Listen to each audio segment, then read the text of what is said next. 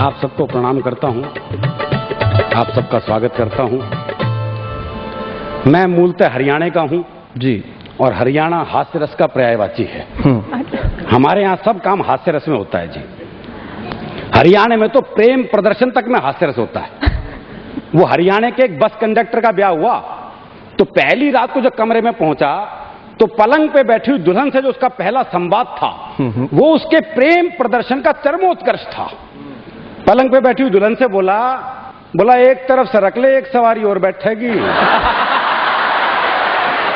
तो इससे ज्यादा प्यार दिखाई नहीं सकते जी हम। वही बहुत अच्छे। ये इसलिए ऐसा है कि हमारे यहाँ साधु तक ऐसे हैं। हाँ, वो हरियाणा में 7 साधु चटाई बिछा के बैठे थे, धूनी रमा रखी, चटाई बिछा रखी। एक छोरा पहुंच गया जो सबसे बूढ़ा बाबा था, उसको हाथ दिखा के बोला, बाबा एक छोरी ने बहुत प्यार करूं हूं पर वो घास ही न डालती। तो सबसे बूढ़े बाबा ने सबसे छोटे बाबा को आवाज लगाई, बोले रामलाल एक चटाई और बिछा दे।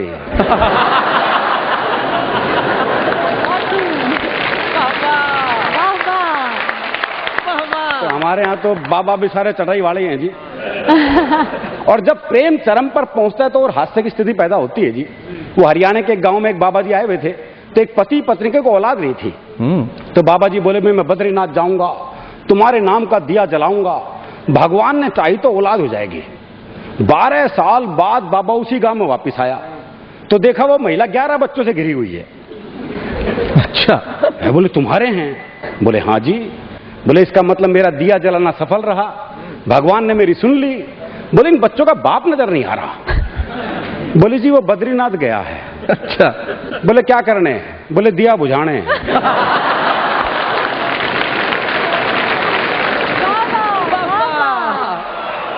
तो हमारे यहाँ तो बाद में दिया बुझाने की भी जरूरत पड़ती है जी।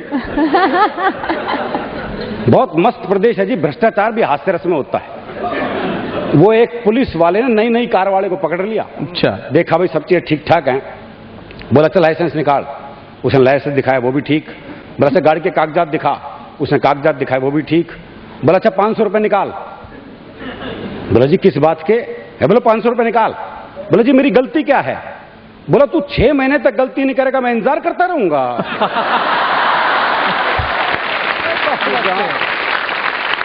जहां भ्रष्टाचार भी हास्य रस में हो तो वहां आप कल्पना कर ही सकते हैं जी। एक छोटी सी कविता सुनाता हूं। सुना। एक आदमी ने धरती से किया प्रस्थान और यमराज के कक्ष में घड़ियां ही घड़ियां देखकर रह गया हैरान। अच्छा। हर देश की अलग घड़ी थी, कोई छोटी कोई बड़ी थी, कोई दौड़ रही थी कोई बंद, कोई तेज थी कोई मंद। उनकी अलग अलग रफ्तार देखकर आदमी चकराया।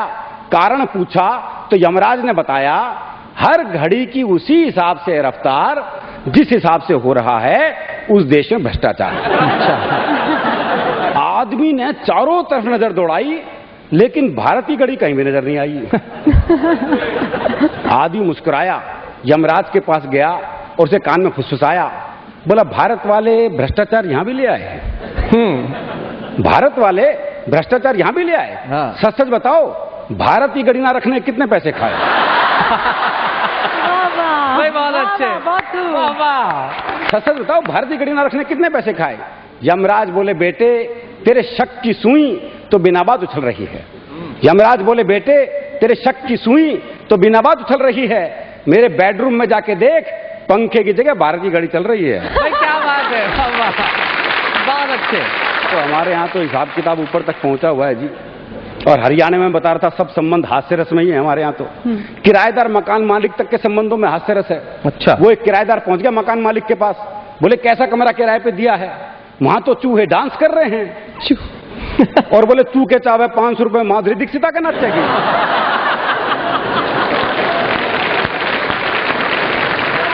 वही बहुत अच्छा अरुण। तो जब ये संबंध ऐसे हैं तो सास बहू दामाद ये तो हास्य रस से भरे ही पड़े हैं। वो एक बहू जो है अपने मायके गई तो मां ने पूछा, बोले बेटी दामादो खाने में क्या पसंद है? बोले जी बथुआ बहुत पसंद है। बथुआ बहुत बढ़िया। अब जब दामाद बहू को लेने आया तो बथुए का साग, बथुए की भूजी, बथुए का रायता, बथुए की रोटी, बथुए का पराठा और तो और सलाद में ही बथुआ। अगला 2 मिनट तो थाली देखता रहा। फिर बोला सासू इससे अच्छा मैंने बथुए खेत में छोड़ आती।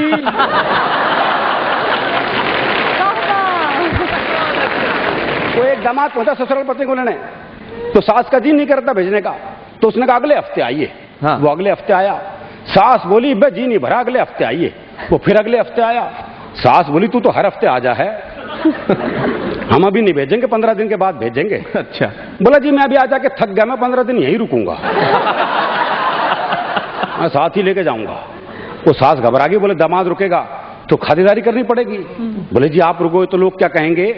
बोले क्यों? थारी छोरी हमारे यहाँ 6 महीने रुकी, लोगों ने क्या कही? लोगों ने क्या कही? भाई बहुत अच्छे। वाह। बोली जी वो तो आपके यहाँ ब्याही गई है। तो बोले मैं क्या यहाँ फूका गया हूँ?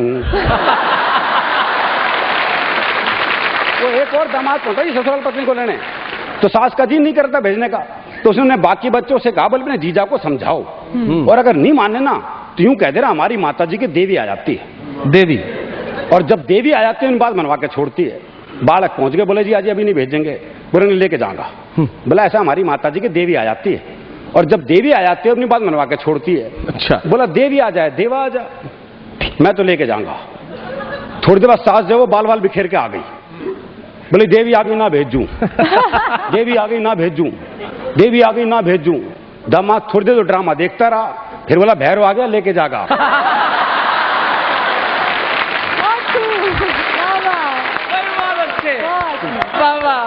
तो बड़ा भैरवनुमा मामला है जी। और ऐसा नहीं है कि हरियाणा में दामाद ऐसे जवाब देते, हरियाणा में सास भी ऐसे जवाब देती है जी। हाँ। वो एक का दामाद बहुत काला था, बहुत ही काला भाई, सुपर काला। अच्छा। जब ससुराल आए तो सासू बोली बटेऊ इस बार तो 15-20 दिन रुक जा। अच्छा। बोले क्या बात है भाई? सासू बड़ी खातिरदारी के मूड में है। बोले क्या करेगी सासू? बोले कुछ नहीं, दूध दही खा और मौज कर, तेरे बहाने थोड़ा बहुत दूध हमने मिल जाएगा। बोले मेरे बहाने क्यों कर मिल जाएगा? बोली कुछ नहीं, हमारी भैंस का काटड़ा मर गया, इतना देख के भैंस दूध तो देगी। दामाद की मार्केट वैल्यू है जी। उल्टा जवाब हरियाणा का आदमी देता है, और उल्टे जवाब का एक अलग सौंदर्य है जी। जब बात अगर जवाब सीधा हो तो बात का मजा ही खत्म। मजा ही क्या? ठीक बात। मुझे ध्यान है वो एक हरियाणा के कैदी को फांसी की सजा हो गई। जब उसे फांसी पे ले आ रहे थे जेलर ने पूछा, बोले अपनी अंतिम इच्छा बता। तो हरियाणा का कैदी बोला बोले पूरी करेगा? बोले हाँ। बोले पक्का? बोले हाँ। बोले फिर मेरी जगह तू चढ़ जा फांसी पे।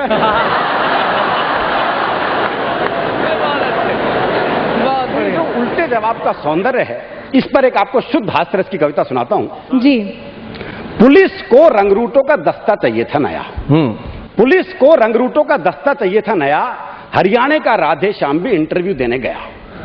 इंटरव्यू में पूछा गया सिर्फ एक सवाल, और राधे ने बना दिया सवाल का बवाल। सवाल था आप सेब खरीदने जाओगे तो 50 रुपए किलो के हिसाब से 100 ग्राम सेब के कितने पैसे देकर आओगे? यह आसान सा सवाल था जी, लेकिन इस आसान से सवाल को हरियाणा का आदमी कैसे बवाल बना सकता है, बस यही इस कविता का सौंदर्य है। आप सेब खरीदने जाओगे तो 50 रुपए किलो के हिसाब से 100 ग्राम सेब के कितने पैसे देकर आओगे? राधे बोला अगर मैंने 100 ग्राम सेब के भी पैसे दिए तो पुलिस में भर्ती हो रहा हूं क्या ऐसी कराने के लिए?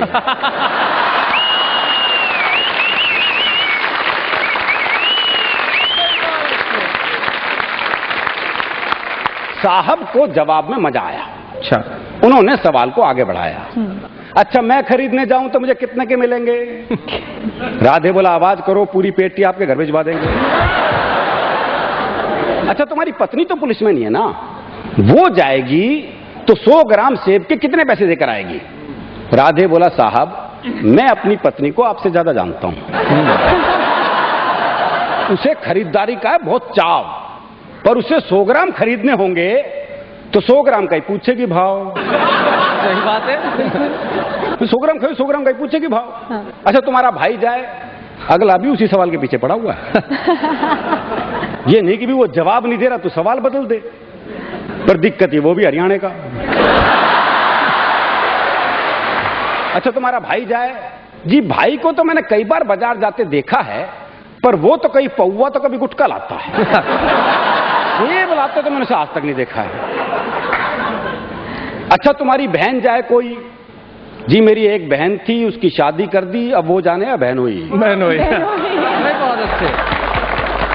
राधे श्याम तुम्हारे पिताजी भी तो बाजार जाते हैं जी, उनके दांत नहीं है, वो बस केले खाते हैं।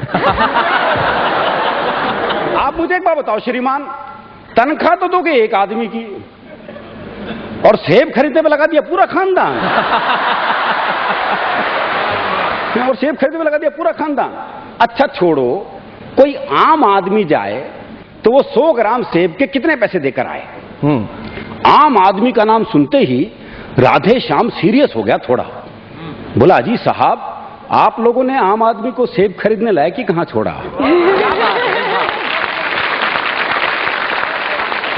अजी साहब, आप लोगों ने आम आदमी को सेब खरीदने लायक ही कहां छोड़ा? आम तो सेब का ठेला लगाता है, अच्छा, खरीदने तो खास ही जाता है। क्या बात है?